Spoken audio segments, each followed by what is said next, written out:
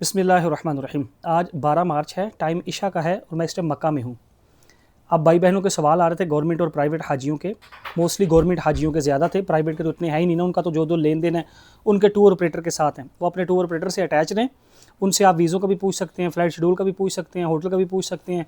जो छोटी मोटी ऊँच नीच हो रही है वो आपको साथ साथ सारी बताते रहेंगे। लेकिन गवर्नमेंट रिलेटेड जो क्वेश्चन है इसमें कुछ मिक्स प्राइवेट वाले हैं। मैं कोशिश करता हूँ 10 क्वेश्चन है इनको थोड़ी सी तफसील से खोल दूँ, ताकि जो जो हमारे भाई बहन परेशान हैं वसवसों में वो उनका ख़त्म हो जाए। पहला सवाल सबसे ज़्यादा पूछे जाने वाला, कुछ अफराद के हज वीज़ा आ गए हैं लेकिन ग्रुप में से एक दो अफराद के वीज़ा अभी तक नहीं आए, वो क्या करें।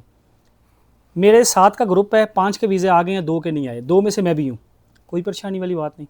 ना मेरा इससे वो फ़्लाइट शेड्यूल चेंज होना है, ना मेरा ग्रुप चेंज होना है। जितने हमें वसवसे ना कहीं हम अलग ना हो जाएं, क्योंकि किसी बीवी का किसी बहन का मैस आ गया वीज़ा, भाई का नहीं आया, किसी भाई का आ गया उनका नहीं आया, या फैमिली में से सारों का आ गया एक का नहीं आया, तो वो समझ रहे हैं शायद ये अलग हो जाएंगे, इनका ग्रुप अलग बन जाएगा और वीज़ा क्यों नहीं आ रहा।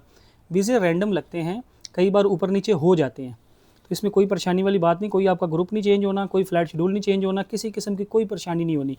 कुछ के वीज़े पहले आए थे, कुछ के 2 दिन बाद आ गए हैं, कुछ के और 2 दिन बाद आ जाएंगे, कुछ के और 2 दिन बाद आ जाएंगे, और 2 दिन बाद आने वालों में से मेरा भी वीज़ा होगा इंशाल्लाह। अभी तक हमारा भी नहीं आया, इसलिए कोई परेशानी वाली बात नहीं। दूसरा सवाल, हज ऐप ओपन नहीं हो रही, ओवरसीज़ हैं अगर तो बाहर ऐप ओपन नहीं हो रही। आपके कोई भी पाकिस्तान रिलेटिव रहते हैं उनसे आप लॉगिन करवा लें और उनसे आप पूछते रहें साथ साथ इंशाल्लाह, इसमें भी कोई परेशानी वाली बात नहीं। हज ऐप पे अभी तक कोई ऐसी चीज़ है भी नहीं जिसको हम बार बार खोल के चेक करेंगे। जब फ़्लाइट शेड्यूल अपडेट हो जाएगा फिर तो ज़रूर देखेंगे।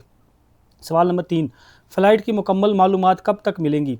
देखो, फ़्लाइट इंशाल्लाह उम्मीद है ईद तक ये क्लियर कर देंगे, ठीक है। पहले पीछे करके इन्होंने करना था, मैंने जैसे आपको बताया भी था उस टाइम, और फिर किसी वजह हाथ से उनको थोड़ी आगे करनी पड़ी। काम चल रहे होते हैं ना यहाँ, छोटे मोटे आपको पता मुल्क की हालात भी ऊपर नीचे होते हैं, तो उन्होंने कहा कि थोड़ा डिले करें। मैंने फिर उसके बाद स्टेटस भी एक लगा दिया था कि भाई चीज़ें डिले हो गई हैं, लेकिन डिले में कोई परेशानी वाली बात नहीं है कि जी कि अल्लाह ना करे कोई कैंसिल ना हो जाए। जैसे कुछ भाई बहन पूछ रहे हैं कि ये जंगो शंगों की वजह से कोई हज पे इशू तो नहीं आ रहा है, वैसे कोई मसला तो नहीं हो रहा, कुछ भी नहीं, सब नॉर्मल है। जितनी सोशल मीडिया पे ऐसी खबरें चल रही हैं ना, हज वीज़े कैंसल, ये वो दाएँ बाएँ, ये सब झूठी हैं, इसमें कोई सदाकत नहीं है। शायद मिनिस्ट्री भी कल परसों तक इसको वजाहत के साथ आपको बता दे, इसलिए मैं कोई भी सोशल मीडिया की ऐसी खबरों पर ना ध्यान दें। चौथा सवाल, मौजूदा जंगी सूरत हाल की वजह से फ़्लाइट कैंसिल होने के कोई इम्कान है। नहीं है, कुछ भी नहीं है भाई, ये सुनी सुनाई बातें हैं बस। सारी चीज़ें स्मूथ अल्हम्दुलिल्लाह बेहतरीन चल रही हैं, और दुआ करते रहें अल्लाह पाक। हाँ, दुआओं की तरफ मुतवज्जे रहेंगे, अल्लाह पाक सब मुल्कों के हालात अच्छे करें, खैरोफियत से सब काम अपने टाइम के साथ पूरे होते रहें। खैर से आप लोग हज पे आएँ, हज करके अपने घरों को जाएँ इंशाल्लाह। सवाल नंबर 5, वीज़ा पर जो तारीख नज़र आ रही है वो असल रवानगी की तारीख से मुख्तलिफ क्यों है। 18 अप्रैल कुछ पे आ रही है, कुछ पे 4 आ रही है, किसी पे 6 आ रही है, किसी पे 10 आ रही है, तो उसमें कोई परेशानी वाली बात नहीं। जैसे जैसे वीज़े इशू होते हैं, किसी पे ऊपर की डेट होती है, किसी के नीचे पे होती है, इसमें भी कोई परेशानी नहीं है। असल में हज सीज़न का वीज़ा है, आप पूरे दिन जितने आपके फ़्लाइट शेड्यूल होंगे वो आराम से गुजार के आएंगे। और इसमें भी कोई आपका कहे ना कि मेरे पे 18 अप्रैल है, मेरे हस्बैंड के 12 अप्रैल है, किसी की 4 अप्रैल है, तो कोई मसला तो नहीं होगा, कुछ भी नहीं होगा। सेम ग्रुप सेम चीज़ें होंगी सारी, जैसे आपको ऊपर वीज़े बाद पहले आने वाले में बताई हैं, तो इसमें कोई परेशान ना हो। अच्छा, अगला सवाल आ गया, छठा सवाल, मैं इस वक्त उम्रा पर हूँ और सिस्टम में अभी भी उम्रा वीज़ा ही शो हो रही है। तो ऐसे जैसे मेरे लिए किसी ने सवाल लिखा है, मैं भी उम्रा पे हूँ भाई, मेरा भी उम्रा वीज़ा ही शो हो रहा है। कोई बात नहीं, जब हम यहाँ से एग्जिट करके पाकिस्तान वापस जाएंगे तो अल्लाह के हुक्म से हमारा हज वीज़ा भी शो हो जाएगा, इसमें कोई परेशानी वाली बात नहीं है। सवाल नंबर 8, वीज़ा चेक करते वक्त सिस्टम में समथिंग रॉन्ग का मैसेज आ रहा है या इस तरह के कुछ और मैसेज होते हैं। देखो, वीज़ा चेक करने का आपको बेसिक तरीका बताया था, इससे आप समझिए करो कि आपका वीज़ा अभी तक नहीं आया। तरीका सिंपल है, ऊपर पासपोर्ट नंबर, नीचे अपना नाम, जैसे मेरा नाम है शेख एहतिशाम रज़ा, आप उस पर लिखो शेख एहतिशाम, पहले 2 नाम चाहे वो स्पेस के बगैर लिखो या स्पेस के साथ लिखो, दोनों काम ठीक है, दोनों तरह ट्राई कर लेना। नीचे पाकिस्तान कंट्री और नीचे कोड डाल के ओके करो। वीज़ा हुआ तो शो हो जाएगा, ना हुआ तो कोई टेंशन वाली बात नहीं। ये मैं बार बार इसलिए कह रहा हूँ कि ये इतनी लाजिम चीज़ें हमारे लिए नहीं हैं जितनी इस टाइम हम इनकी तरफ पड़ गए हुए हैं। सवाल नंबर 7, जिस पासपोर्ट पर हज रजिस्ट्रेशन करवाई थी वो एक्सपायर हो गया या गुम हो गया, अगर नया पासपोर्ट बन जाए तो क्या एयरपोर्ट पर कोई मसला। कोई मसला नहीं होगा, लास्ट डिजिट्स चेंज होता है, उससे कोई मसला नहीं। जिस पे आपका वीज़ा लग गया हुआ है पुराने पासपोर्ट पे वो चलेगा बस। ये पासपोर्ट वैसे भी अब जमा नहीं होते, हाँ सिर्फ जाते वक्त सऊदीया साथ लेके जाना होता है, उस टाइम वो अपने पास रखते हैं, और बाकी कोई मसला नहीं। किसी ने गुमा है, नया बनाया है, हाँ नया बनवा लो ना, वो पास रख लो, और किसी जगह कोई जमा करवाने की कुछ भी ज़रूरत नहीं, बस उसको पास रखें अपने। सवाल नंबर 8, वीज़ा चेक करते वक्त सिस्टम ये हो गया, ये तो मैंने आपको बता दिया ना वीज़ा चेक करते हुए।